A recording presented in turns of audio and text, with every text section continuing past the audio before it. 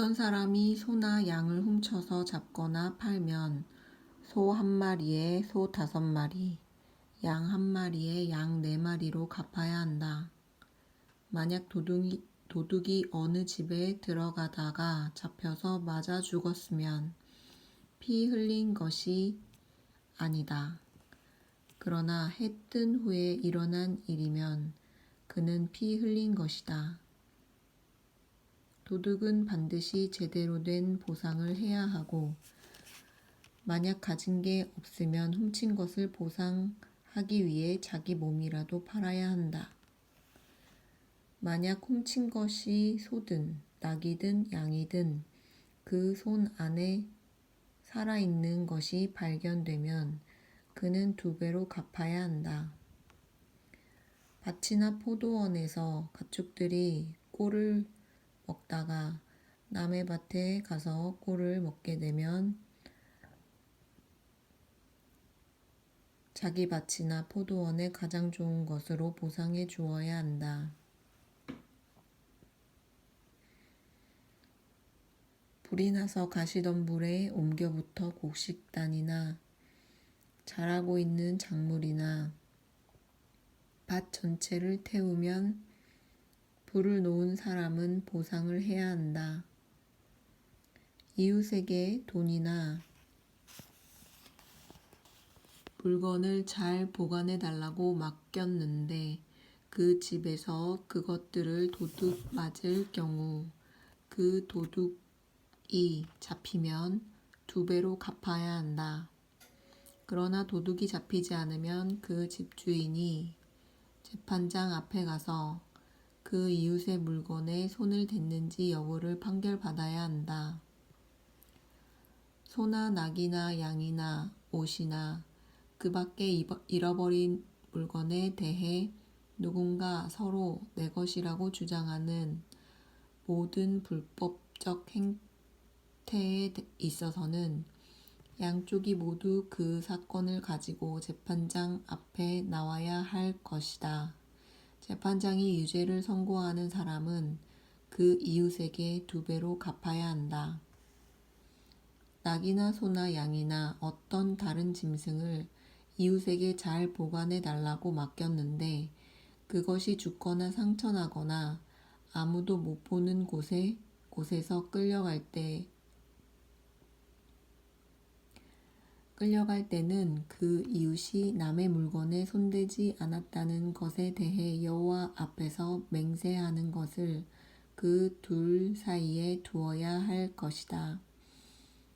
주인이 이것을 받아들이면 보상하지 않아도 되지만 그것이 그 집에서 도둑 맞았다면 그는 주인에게 보상해야 한다. 만약 그 가축이 들짐승에게 갈기갈기 찢겼다면 그는 그 남은 것을 증거로 가져와야 하는데 그 찢긴 것에 대해서는 보상하지 않아도 된다. 이웃에게 가축을 빌렸는데 주인이 없을 때 상처나거나 죽으면 그는 보상을 해야 한다. 그러나 주인이 있었다면 빌린 사람은 갚을 필요가 없다. 가축을 돈 주고 빌린 것이라면 빌릴 때 준 값이 손해의 보상이 된다. 정혼하지 않은 처녀를 유혹해 잠자리를 함께 했다면 반드시 값을 치르고 아내로 삼아야 할 것이다. 만약 그 아버지가 딸 주기를 거절하더라도 여전히 처녀의 값을 치러야 한다. 모당은 살려두지 말라. 짐승과 관계하는 사람은 누구든 죽어 마땅하다.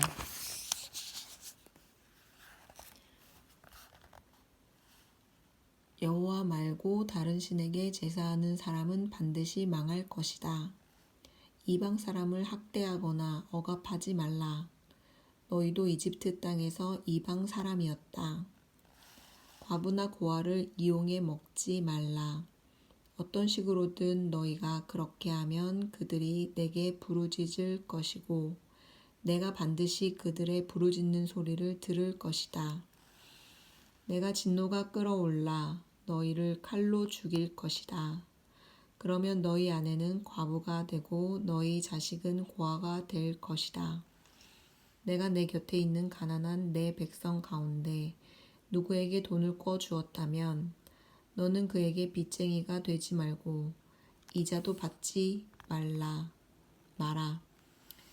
내가 만약 담보물로 내 이웃의 외투를 가져왔다면 해가 지기 전에 돌려 주어라. 그 외투는 그에게 있어 몸을 가릴 만한 하나밖에 없는 옷이니 그가 무엇을 덮고 자겠느냐. 그리하여 그가 내게 부르짖으면 내가 들을 것이다. 나는 자비롭기 때문이다. 하나님을 모독하지 말고 내 백성들의 지도자를 저주하지 마라. 너는 처음 익은 열매와 처음 짠 즙을 드리는데 시간을 끌지 말고 내 아들 가운데 장자를 내게 바쳐라. 내 소와 양도 그렇게 하여라. 7일 동안은 그 어미와 함께 지내게 하고 8일째는 내게 바쳐라. 너희는 내 거룩한 백성들이다. 그러니 들짐승에게 찢긴 짐승의 고기는 먹지 말고 개에게 던져 주라. 아멘.